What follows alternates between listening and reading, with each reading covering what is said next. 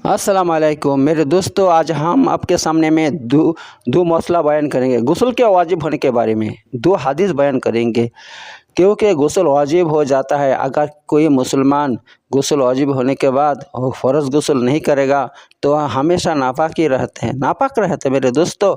इसलिए फ़र्ज़ गुस्ल करना वो फ़र्ज़ है। तो फ़र्ज़ गुस्ल कब गुस्ल फ़र्ज़ हो जाता है, इस बारे में हम हदीस बयान करेंगे। आपके सामने में दो हदीस है, ठीक है।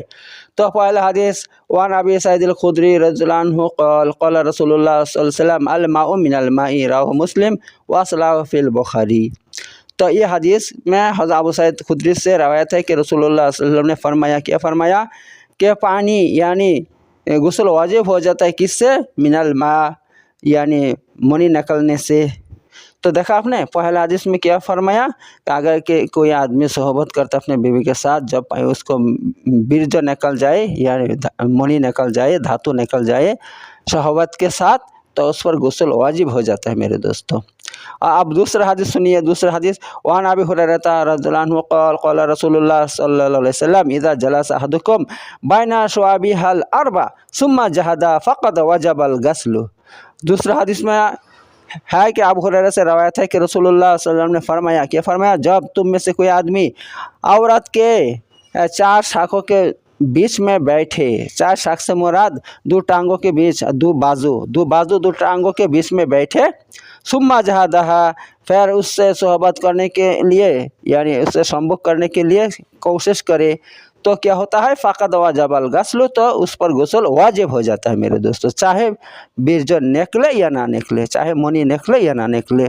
तो देखा आपने एक पहले हदीस में क्या फरमाया, अगर बीर्ज निकले तो गुस्ल वाजिब हो जाता है। दूसरी हदीस में क्या फरमाया, कोई पुरुष कोई मर्द अपना उज़्व तनासिल अपना लिंग औरत के शर्मगाह में, औरत के लिंगों में अगर इसको प्रवेश करे, दाखिल करे, तो अभी गुस्ल वाजिब हो जाता है, चाहे मनी निकले या ना निकले। तो ऐसा क्यों है, एक दूसरे के खिलाफ क्यों है, एक दूसरे के विरोध क्यों है? तो इसका मतलब ये, तो इसका जवाब हज़रत उबय बिन काब ने ऐसा दिया है कि देखो, पहला हदीस इसका हुक्म इस्लाम के शुरू में था। रसूलुल्लाह सल्लल्लाहु अलैहि वसल्लम ने पहले हमको ये हुक्म दिया था कि अगर किसी का बीर्ज निकले तो अभी उस पर गुस्ल वाजिब हो जाता है। मगर बाद में जब अल्लाह के रसूल सल्लल्लाहु अलैहि वसल्लम ने हमको ये हुक्म दिया कि अगर किसी मर्द अपना लिंग अपना उज़्व तनासिल किसी औरत के शर्मगाह में दाखिल करे, तब ही गुस्ल वाजिब हो जाता है, ठीक है। तो ये बात है मेरे दोस्तों। तो अब बात यह है कि तमाम खुलाफाए अरबा और जमहूर सहाबा और ताबीन और फ़ुक़हा उम्मत उसी के कायल है, यानी दूसरा हदीस के कायल है। दूसरा हदीस पर फतवा है कि इंजाल यानी मनी खुरूज ज़रूरी नहीं है, बल्कि शर्मगाह में, औरत के शर्मगाह में पुरुष का मर्द का लिंग प्रवेश करने से ही, दाखिल होने से ही गुस्ल क्या हो जाता है, वाजिब हो जाता है।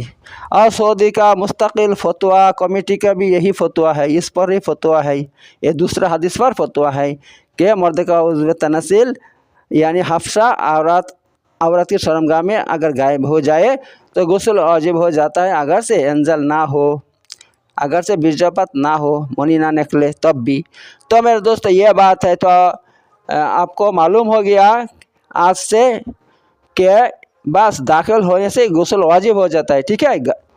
मर्द का उज़्व तनासिल लिंग औरत के एक शर्मगाह में दाखिल होने से ही क्या हो जाता है, हाँ, गुस्ल वाजिब हो जाता है मेरे दोस्तों। तो ये बहुत इम्पोर्टेंट मसला है मेरे दोस्तों, क्योंकि अगर कोई किसी आदमी पर गुस्ल वाजिब हो जाए, फ़र्ज हो जाए, वो फिर भी गुस्ल ना करे, ऐसा नमाज़ पढ़े, कुरान तिलावत करे, कुछ भी करे, तो वो हमें गुनहगार होगा वो, क्योंकि वो हमेशा नापाक रहेगा अगर जब तक फ़र्ज़ गुस्ल ना करेगा। तो ये बात है। अब हम दूसरे हदीस में फ़र्ज़ गुस्ल कैसे करते हैं, रसूल सल्लम कैसे करते थे और कैसे हुक्म दिया करने के लिए, वह हम हदीस से बतलाएंगे।